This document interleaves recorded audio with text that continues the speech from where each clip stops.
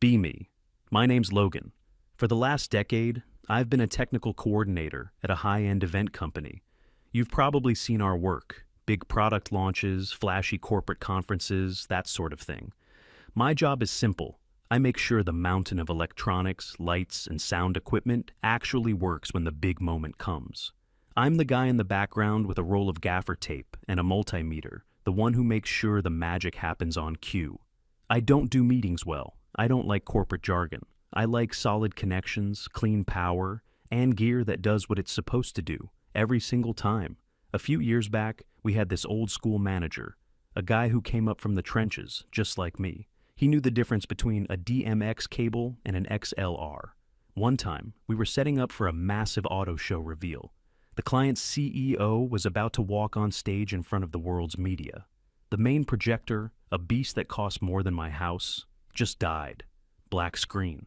The manager started freaking out, shouting into his headset. Panic stations. I walked over, didn't say a word, popped the service panel, saw it instantly.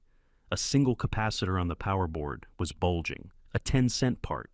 Pulled out my soldering iron from my go bag. 2 minutes later, I had a new one soldered in place. Flipped the switch.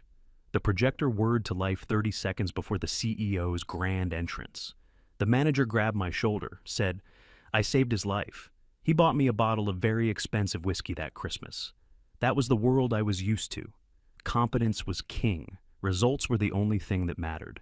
Then he retired, and then came Ramona. I remember the all-hands meeting where she was introduced.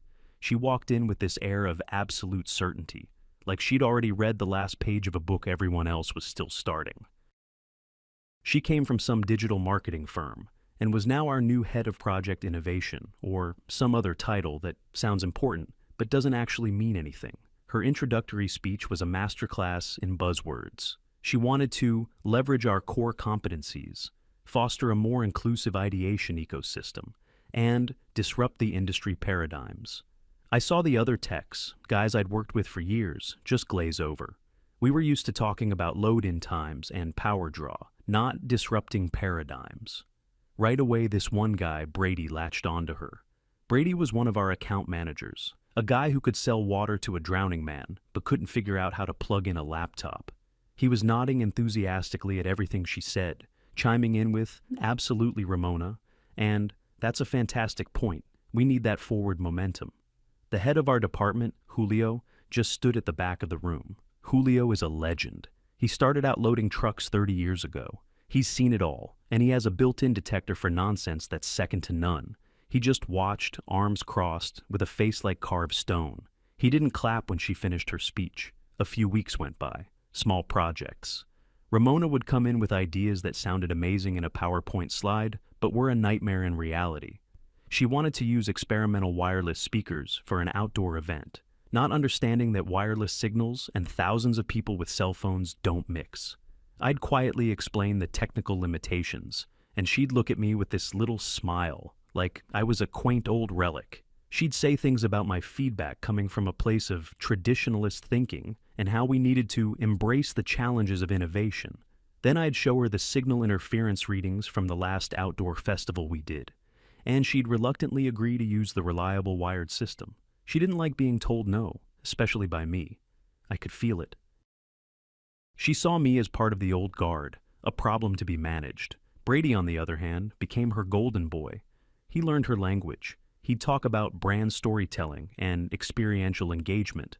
He never offered a practical solution, just abstract corporate poetry, and she loved it.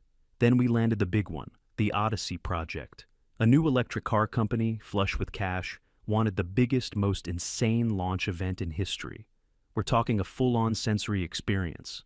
A massive stage with hundreds of moving LED panels, holographic projections of the car assembling itself in midair, all perfectly synced to a custom soundscape. It was the biggest budget we'd ever had, a career-making or career-breaking project, and Ramona was put in charge. The first major planning meeting was in the main boardroom. The whole core team was there. Ramona stood at the head of the table, radiating confidence. Brady sat next to her, laptop open, ready to be her scribe and cheerleader. She laid out the creative vision. It was ambitious, but doable. The real problem was the technology that would tie it all together. The core of the show was the synchronization system. One brain to control every single light, screen, and speaker down to the millisecond. If it failed, the entire show would fall apart into chaos. Ramona clicked to a new slide. It had a sleek, futuristic logo, Sync Nova. She launched into a glowing speech about this new cloud-based control platform. It was the hot new thing from some startup. All style, all sizzle. Their website was full of testimonials from art installations and small-scale gallery exhibits. She explained how it was agile, scalable, and used next-generation AI to manage the workflow. She wanted our entire multi-million-dollar show, the reputation of our company, to run on this thing. I waited patiently for her to finish. The other senior tech looked at me, a worried expression on his face. I cleared my throat. All eyes turned to me. Ramona, I started, keeping my voice calm and even. That system has a critical flaw for an event of this scale. Her smile tightened just a little. Go on, Logan. It's entirely cloud-based, I said. It needs a constant, high-speed, uninterrupted internet connection to a server somewhere on the other side of the country. I pointed to the schematic of the venue. This hall will have 2,000 guests, all with phones searching for Wi-Fi. Media crews will be running their own wireless broadcasts. That's a recipe for signal interference. If the connection drops for even half a second, we lose control of the show. She was about to interrupt, but I kept going. There's no local failsafe, no physical off switch if something goes wrong. We'd be handing the keys to our entire event to a startup server and the local internet provider. I slid a technical spec sheet across the table. I have an alternative, our in-house controller, Cerberus. It's a closed-loop system, entirely hardwired. It's not pretty, it doesn't have a fancy user interface, but it's built like a tank. I looked around at the other techs who were nodding. We used it for the international sporting events. It has triple redundancy and its own dedicated power backup. It has never ever failed on a show. It's the professional, zero-risk option. There was a moment of silence. I had laid out a clear, logical, experience-based argument. Ramona looked at me, and the patronizing smile was back in full force. "Thank you, Logan," she said, her voice dripping with condescension. "I appreciate you bringing that old-school perspective to the table." The way she said old school made it sound like an insult. "But," she continued, standing up and leaning on the table, "we are not in the business of being safe. We are in the business of being spectacular. Cerberus is exactly the kind of rigid masculine thinking that holds back innovation." I just stared at her. Did she really just say that? "This isn't about being masculine," I replied, my voice still level. "It's about mitigating risk." "No," she cut me off, her voice sharp now. "It's about trusting in new technology and dynamic solutions instead of clinging to bulky, outdated hardware. The client wants to see that we are on the cutting edge. They don't want to hear that their futuristic car launch is being run by a black box that looks like it's from the Cold War." Brady jumped in, sensing his moment. "She's absolutely right. The optics of using an old system are all wrong. Sync Nova aligns with the client's brand identity. It's a much more holistic approach." I could feel the argument slipping away. It wasn't about logic anymore. It was about feelings and image. I looked at Julio, hoping he'd step in. He was just watching, his expression unreadable. He gave me a tiny, almost imperceptible shake of his head. He was letting her have the rope. Ramona looked directly at me, a triumphant glint in her eyes. "The decision is made. We will be using Sync Nova. I need everyone to get on board and have a positive can-do attitude. Any more negativity will only hinder the process." The message was clear. Questioning her was negativity. I just leaned back in my chair. Understood. I didn't say another word for the rest of the meeting. There was no point. I had presented the facts, and the facts had been dismissed in favor of a narrative. The weeks that followed were a special kind of hell. Getting Sync Nova to even recognize our equipment was a nightmare. The startup's tech support was just a couple of young guys who were great at coding, but had clearly never been on a real event site. They'd tell us to reboot the router or check our firewall settings, while we were trying to sync 200 moving lights and 50 LED screens. Ramona and Brady would spend hours on video calls with them, talking about troubleshooting the data pipeline and optimizing the cloud interface. Meanwhile, My team and I were in the trenches, dealing with the reality. The system would randomly drop devices. One minute, a bank of speakers would be online. The next, they'd be gone from the network. The timing was off. The video would lag behind the audio by a fraction of a second, just enough to be jarring and unprofessional. Ramona's solution was more meetings, more brainstorming sessions about workflow blockages and communication strategies. She brought in whiteboards and sticky notes. We spent an entire afternoon ideating solutions instead of actually fixing the problem. The technicians were getting more and more frustrated. They started coming to me directly, ignoring the official chain of command. "Logan, the south wall screens won't take the command signal. Logan, the audio server is throwing 100 errors a minute." I'd help them where I could. I taught them workarounds, how to bypass the SyncNova interface for certain diagnostics, how to manually reset gear when the cloud system failed. I was doing my job, keeping the hardware side of things running, but I never touched the SyncNova system itself. That was Ramona's baby. I just quietly documented every single failure, every error code, every dropped connection. I had a logbook thick with evidence. One evening, we were working late. The main holographic projector was refusing to sync. It was a key part of the show's opening sequence. Ramona, Brady, and 2 of the junior techs were gathered around it, looking worried. Ramona was on her phone with SyncNova support, getting more useless advice. I walked over. I'd seen this issue before with laser projectors. "The refresh rate on the signal processor isn't matched to the projector's native input," I said to no one in particular. "You have to go into the master controller's command line and manually set the output frequency. The cloud interface won't let you do it." Ramona lowered her phone. She looked at me with pure annoyance. "Logan, we have the official support team working on this. We don't need random guesswork." "It's not guesswork," I said, pointing at the error log on the laptop. "That code means a frequency mismatch. It's a hardware-level issue." Brady stepped forward. "I think we should trust the experts, Logan. The SyncNova guys know their own system." I just shrugged. "All right." I turned and walked away. I went to the warehouse section of the venue. Sitting on a pallet, covered in a tarp, was the Cerberus control rack. I'd made sure it was brought to the site, officially listed on the manifest as a backup power distribution unit. I spent the next hour quietly checking it over. I powered it up, ran a full diagnostic, and loaded the basic show layout I'd programmed weeks ago, just in case. Everything was green, solid, reliable, and ready to go. It was a beautiful site. I powered it down and covered it back up, my own private insurance policy. The next morning, I heard they finally got the projector working. It took them until 3 a.m. The solution, which they presented as a brilliant breakthrough from the SyncNova team, was to manually set the output frequency through a hidden command line. Ramona never acknowledged that I had given them the exact solution hours earlier. The tension in the building was getting thick enough to cut with a knife.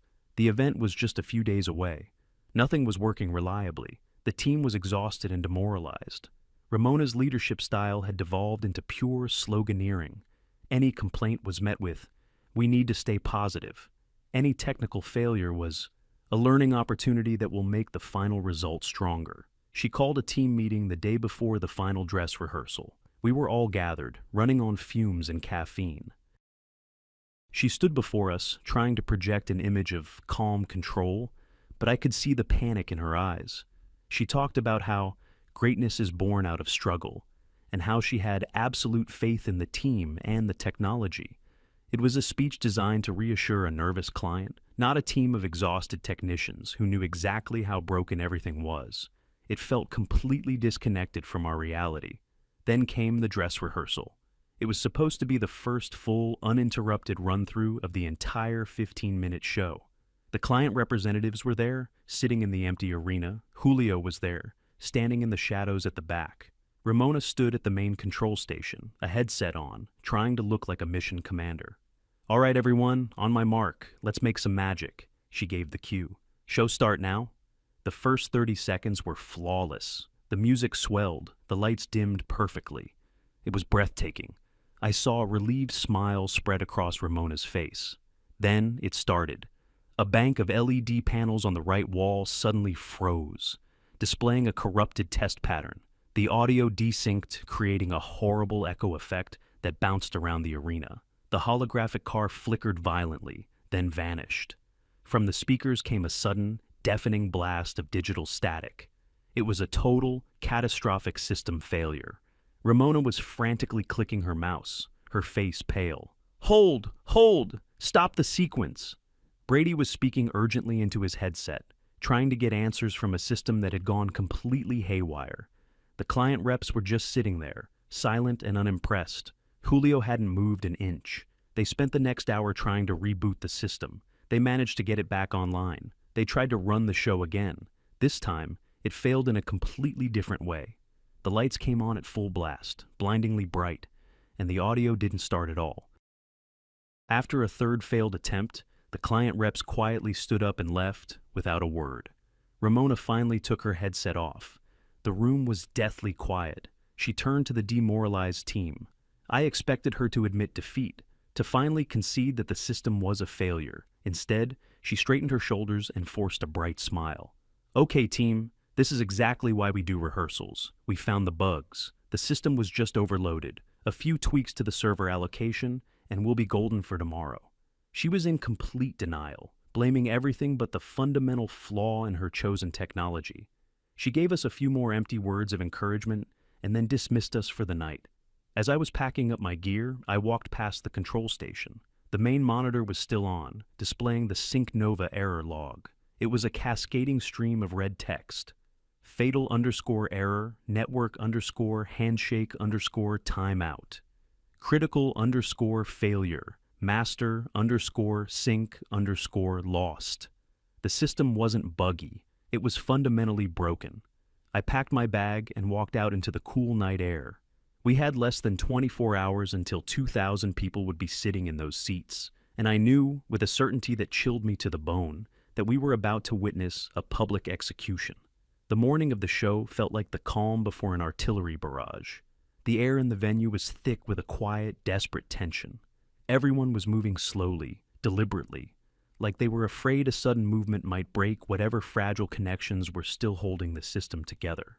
Ramona and Brady arrived early, both looking like they hadn't slept. She was dressed in a sharp, expensive-looking black pantsuit, a commander trying to project authority even as her ship was taking on water. She gathered the team for a pep talk. It was more of the same hollow corporate cheerleading from the day before.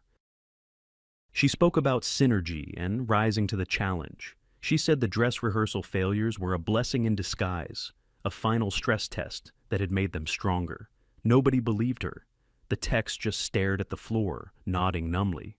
They just wanted this to be over. Brady stood beside her, trying to look supportive, but he just looked haunted. Throughout the morning, small things kept breaking. A lighting rig would go offline. The audio feed to the press box would suddenly die. Each time, a small team would scramble to patch it, a frantic, whispered effort to put a finger in another hole in the dam. Ramona flitted between these small crises, her voice getting tighter and higher with each new problem. She wasn't managing the problems. She was managing the perception of the problems. She'd rush over, speak in hushed, urgent tones, and then walk away as if everything was under control. I stayed out of it. I did a final check of all my own gear, the power distribution, the hardline comms, the emergency lighting, the things that didn't rely on the cloud. Everything was solid, my little island of reliability in an ocean of chaos. About an hour before doors opened, I was standing on the catwalk overlooking the stage, just watching the quiet activity below. Ramona came up. I think she was looking for a quiet place to collect her thoughts. She seemed startled to see me. "Logan," she said, her voice softer than usual. "Everything okay up here?" "Everything up here is fine," I said, patting the metal railing. "Rock solid." She looked out over the empty seats. "It's going to be a great show, you know." It sounded like she was trying to convince herself more than me. I didn't respond. She turned to me. "Look, I know we've had some creative differences on this project." "We had a technical difference," I corrected her gently. "Not a creative one." Her eyes hardened a little. "This is what progress looks like. It's messy sometimes. You can't make an omelet without breaking a few eggs." "You're right," I said. "But you should probably make sure you have a working stove before you start cracking." That was the wrong thing to say. The mask of calm cracked. "You know, Your problem is that you're afraid of the future, she snapped. You're so stuck in your old ways, with your cables and your black boxes. That kind of toxic masculine need for control is what holds progress back. You can't just trust the system to work. I can, I said, my voice still quiet, when it's a system I built to not fail. I think she wanted to say more, but her headset crackled. Another fire to put out. She just gave me a look of pure disgust and walked away. That was the last time we spoke before the show. The doors opened, the guests started to file in. The energy in the room shifted, the low hum of 1,000 quiet conversations, the flashes of cameras. I was at a small monitoring station backstage, my official job being to watch the main power draw. I had a perfect view of Ramona and Brady at the main control hub. Julio appeared, seemingly out of nowhere, and stood silently in the shadows a few feet behind them. He didn't say a word, just watched. The house lights dimmed, a hush fell over the crowd. The CEO of the car company walked onto the stage to a round of applause. He gave his speech. It was all about the future, about innovation, about breaking free from the past. The irony was so thick I could almost taste it. I watched Ramona at the console. She was taking deep breaths. Her knuckles were white where she gripped the edge of the desk. Brady was sweating, constantly wiping his forehead with a handkerchief. The CEO reached the end of his speech. He was beaming, full of pride. And now, it is with immense pleasure that I introduce you to the future of transportation, he declared. Ladies and gentlemen, behold the Odyssey. He dramatically pressed a large, glowing button on the lectern. This was the cue. The big moment. And for one beautiful, heart-stopping second, it worked. The music surged from the speakers. The entire stage exploded in a synchronized dance of light. The holographic car began to form in the center of the stage, shimmering into existence. I heard Ramona let out a small gasp of relief. Then, silence. It wasn't a slow failure. It was instant. Like someone had just unplugged the entire show. The music cut out. The lights snapped off, plunging the stage into near darkness, lit only by the emergency exit signs. The hologram vanished. On the hundreds of LED screens that made up the backdrop, a single, horrifying image appeared. A small, pixelated icon of a cloud with a red line through it. The universal symbol for no connection. A collective gasp went through the audience. The CEO stood on stage, blinking in the dim light, his triumphant smile frozen on his face. The silence stretched on. 1 second, 2, 5, an eternity. Then, from somewhere in the crowd, a single person laughed. It was a short, sharp bark of a laugh, but it shattered the silence. It was followed by a wave of murmurs, people whispering to each other. I looked at the main control station. Ramona was just staring at her monitor, her face completely blank with shock. The screen was filled with a single, simple error message in a plain white box. Connection to master server lost. Brady looked like he was going to be sick. He was fumbling with his headset, muttering, "No, no, no." The CEO, to his credit, tried to recover. He tapped the microphone. "A little technical gremlin, folks, just bear with us." But the damage was done. The magic was gone. The stage manager's voice came over the comms, a frantic whisper. "Get him off stage! Get him off!" Someone quickly escorted the CEO off the stage as the house lights slowly, manually, came back on. The show was over. Backstage was controlled chaos. Ramona was just frozen, staring at the error message. She wasn't speaking. She wasn't moving. Brady was having a full-blown meltdown, hyperventilating into a paper bag one of the interns gave him. The client representatives, the ones who had left the rehearsal the day before, were there. Their faces were furious. They were shouting at our company's account executive, who looked like he wanted the floor to swallow him whole. Through all this, Julio was an island of pure, cold calm. He let the initial wave of panic wash over everyone. Then he spoke, and his voice wasn't loud, but it cut through the noise like a razor. In the small briefing room, now, he pointed at Ramona, Brady, me, and the senior engineer. The briefing room was a small, windowless box. The mood was funereal. Ramona and Brady sat at one end of the table. Ramona looked like a ghost. Brady was still trembling. I stood against the far wall, with the senior engineer next to me. Julio closed the door, and the silence was deafening. He didn't sit down. He just stood at the head of the table and looked at Ramona. He let the silence hang for a good 30 seconds. "Explain," he said finally. "It wasn't a request. It was a command."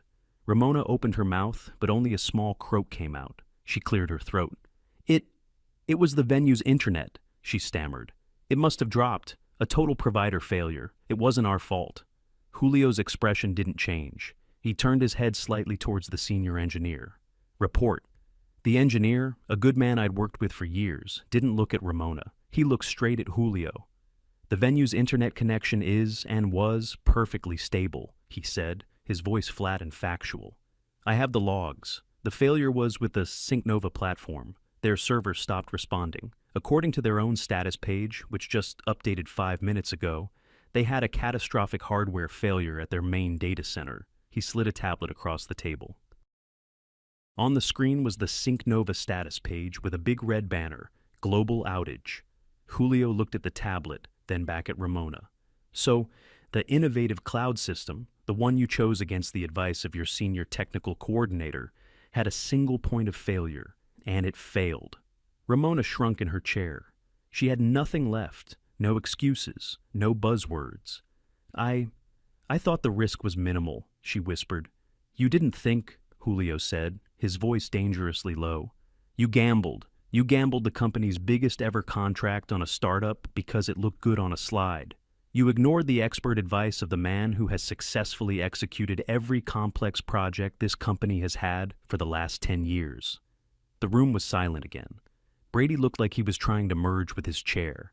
Then, Julio's eyes turned to me. It felt like the whole world slowed down. "Logan," he said, his voice now calm and steady. "I was told you had a contingency plan." Every head in the room turned to me. Ramona's eyes widened. She looked at me with a mixture of disbelief and a tiny, desperate flicker of hope. I stood up straight, pulling my shoulders back. I wasn't angry. I wasn't gloating. I just felt calm, vindicated. "Yes," I said, my voice clear and strong in the small room. "I did. The Cerberus control system is on site, racked and ready." I looked directly at Julio, ignoring everyone else. "It's fully programmed with the show's cues. It's self-contained and runs on its own power. It would have executed the show flawlessly." "How long would it take to get it running?" Julio asked. "To get it running, 10 minutes, I said. "To integrate it fully with their stage setup now, an hour. The show could have gone on." No one said anything. The weight of that last sentence, "the show could have gone on," hung in the air, an indictment of the entire fiasco. Ramona finally broke. She put her face in her hands and started to quietly sob. Julio looked at her for a moment, not with pity, but with a kind of weary finality. He then looked at me. "Thank you, Logan. That's all I needed to know."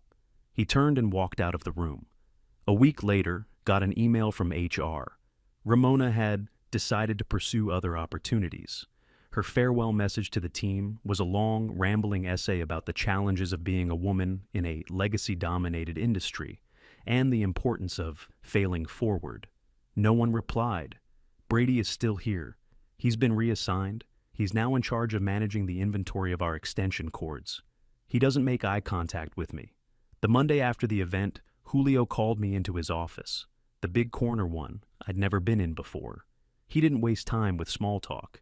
He pushed a single piece of paper across his desk towards me. It was an offer letter. He'd created a new position, Director of Technical Operations. It came with a significant pay raise and complete authority over the technical execution of all future projects. I read it, then looked at him. He just leaned back in his chair. "I need people who prevent fires," he said, "not people who are good at writing reports about them afterwards." I signed the paper. We shook hands. Now I'm back at my desk. It's a bigger desk. My first official act was to sign the purchase order for a second Cerberus unit, a backup for the backup. Things are quiet. The work is hard, but it makes sense again. The job isn't about looking good, it's about being good, and for the first time in a long time, that feels like enough.